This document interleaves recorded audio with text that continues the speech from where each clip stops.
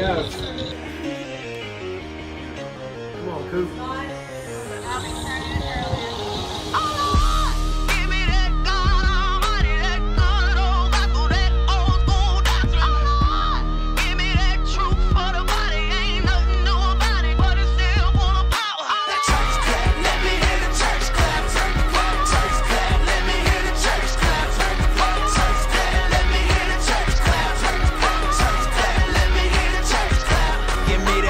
Church mother in a church hat clap. Man, that sure gave her color purple coming back clap.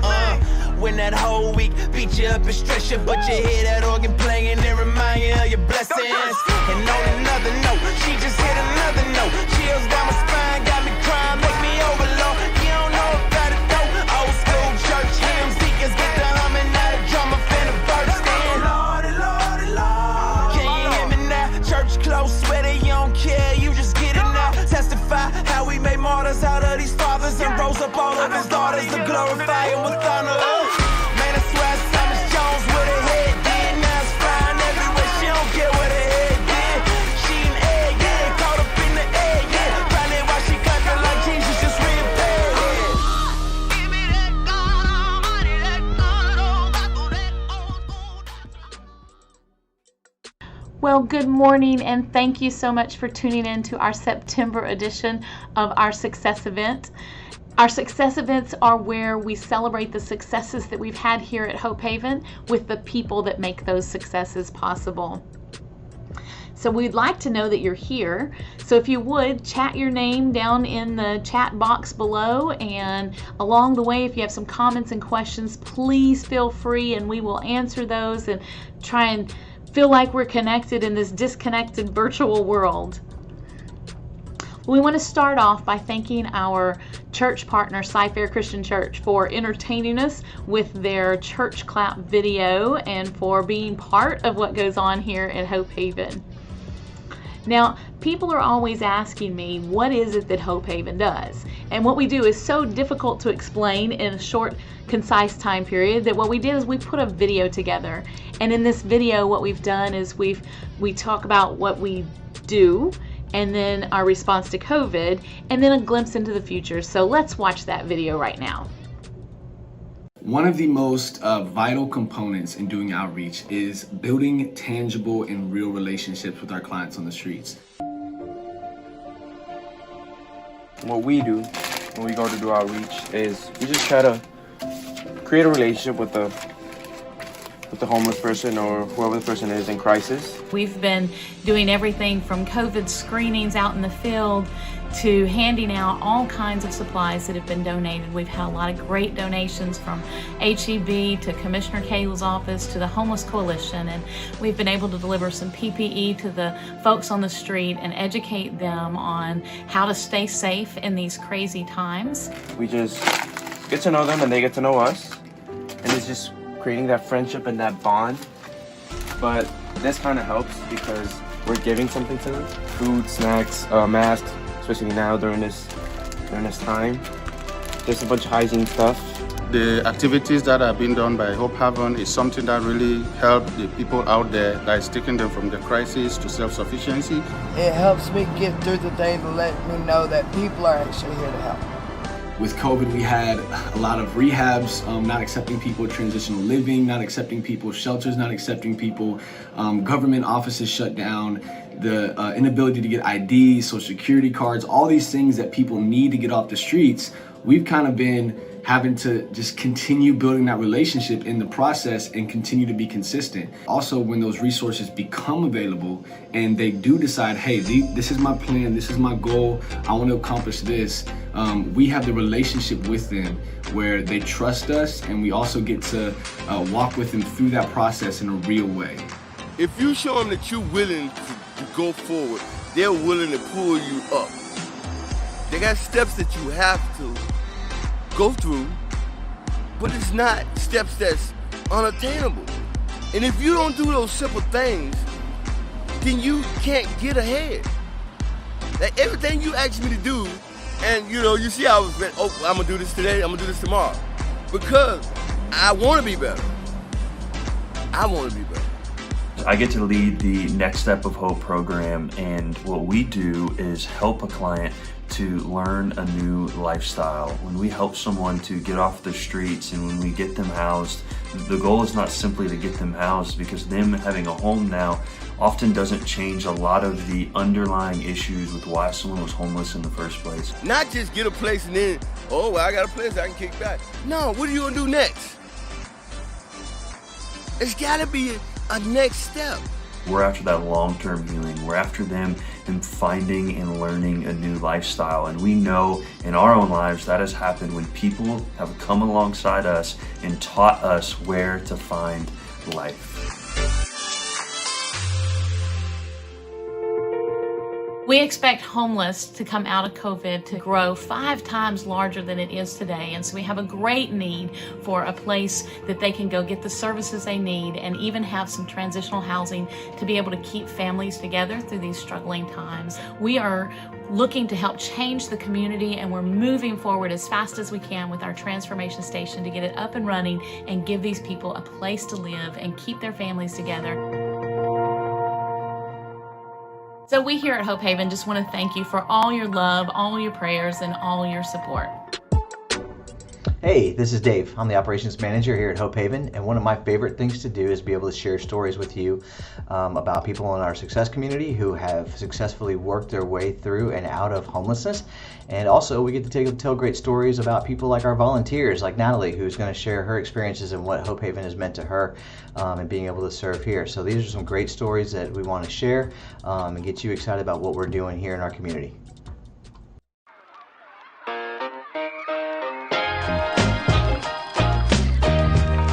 Coming to a place like this, it's like, yeah, I don't need to go back to that situation, and I gotta work hard to obtain something like this permanently. This is completely different. I don't know any other organization or support system that would provide something like this.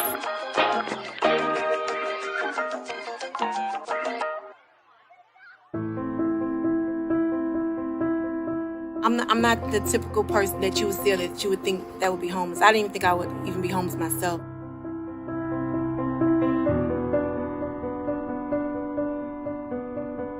I became homeless because I made the best decision to leave a domestic violence marriage, and I took my daughter with me. For the first couple of weeks or so, I was at a hotel, which is very, very expensive, ran out of money. But I knew I made a firm decision that I was not going to go back. And so when I did run out of money, my only option was to, be in my vehicle. I had a truck. Didn't even imagine or plan for it. I was like, what do you do? Where do I go? Where are these resources? Where is the help? There's no emergency homeless list in your Rolodex or your back pocket or something like that. Called around a couple of places. Hope Haven began to work with me and help me get assistance, and just giving some sense of hope and not feeling like you're doing it all by yourself, because I had never experienced homelessness before. Because of the stereotypes for it, everyone probably always think or assume, oh, that's never going to be me, or that's never going to happen to me. What was so crazy about me being homeless is that at the time, I had a real estate license. So that doesn't even sound, wait a minute, you have a real estate license, but you don't have a home, But it was the best decision I made in my life to put my daughter and myself in a better situation, in a better environment than where I was when I did have a home. And I had to make a tough decision between staying in a toxic environment or having peace of mind and being uncomfortable, which means uncomfortable is being homeless. And I'm like, okay, deuces, I got it,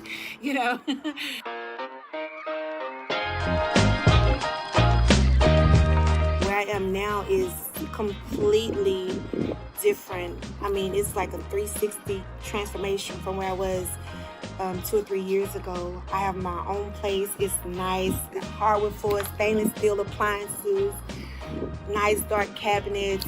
I mean, it is amazing. We work out every morning. We do a 5-mile power walk every morning with the neighbors. I have my own business. I own a call center, M&E's call center. I want to help people who are in similar situations. I want to provide jobs to the community. That's one thing I really, really absolutely love about my business and my call center.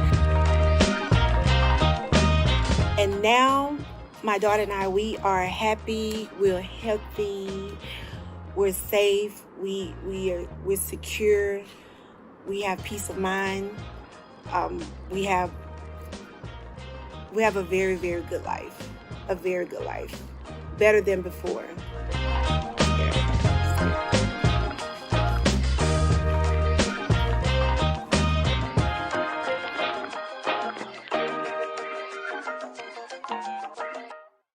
I kind of learned about Hope Haven through a friend, and initially became interested in them because Hope Haven talks about building relationships with people who are facing homelessness, and they talk about the steps, referring them to certain needs. So that really connected and stood out to me, that they walk with people and build relationships from start. Sometimes these people have been hurt and have witnessed people promising resources and promising things that they can't fulfill or just didn't follow through with. And Hope Haven ensures that they follow through with people, that they don't provide empty promises, that they are building trust, and instantly they can just go up to somebody and say, hey, and start a conversation. And I thought that was awesome when, they'll just point people out and they'll be like, this is this person's name and their story, and they share this significant part of their life with me, and I thought that was amazing. I really want to be able to do that myself, is be able to see people, know people, and carry on a relationship through a long-term process. Everybody needs a different program, and so it's really cool because we're the middleman almost to be able to connect them. There was a social worker who was helping connect this one couple, and we were there for it, and I thought that was really cool that Hope Haven wanted to stand by there and be a presence there, even though they necessarily didn't have a step there.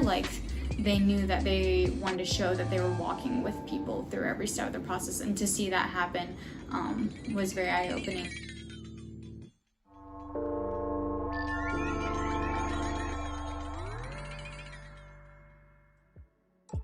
And that is why we do what we do here at Hope Haven, and we could not do it without your help. And right now, you have an opportunity to be part of someone's transformation, just like the stories we just heard.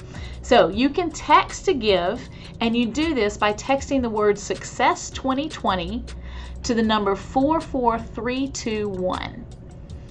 And when you do that, what'll happen is it'll pop up a link, and you click on that link in your text message, and it will bring you to a website where you can donate and be part, and know that every single dollar makes a difference. Now, for the moment that we've all been waiting for, let me pass the ball over to Garrett. We are here at Main Street America, where I get to make our big announcement. Are you ready? We are going to get to host an in-person gathering to unite for homeless transformation. We are so excited about this. We're going to be outdoors in this beautiful scenery. We're going to be socially distanced. We're going to be wearing masks. We'll be as safe as we possibly can be. But as we remain outdoors, you'll get a tour of Main Street. You'll get to learn about our ministry in specific ways and people that we're partnering with. You'll get to hear all of that in hopes that we all get excited about the work that God is calling us to do at this place. And so we're inviting you. We're not only inviting you, we need you to spread the word. When you see this, share it. Tell your friends, tell your families. We want to raise awareness about the homeless and the opportunity that Hope Haven has to minister through Main Street.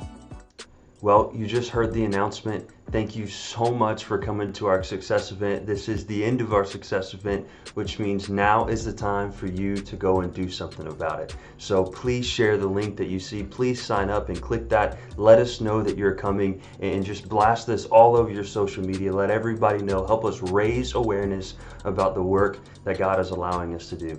Thank you so much. We look forward to seeing you on October 8th at 5:30 p.m. See you soon.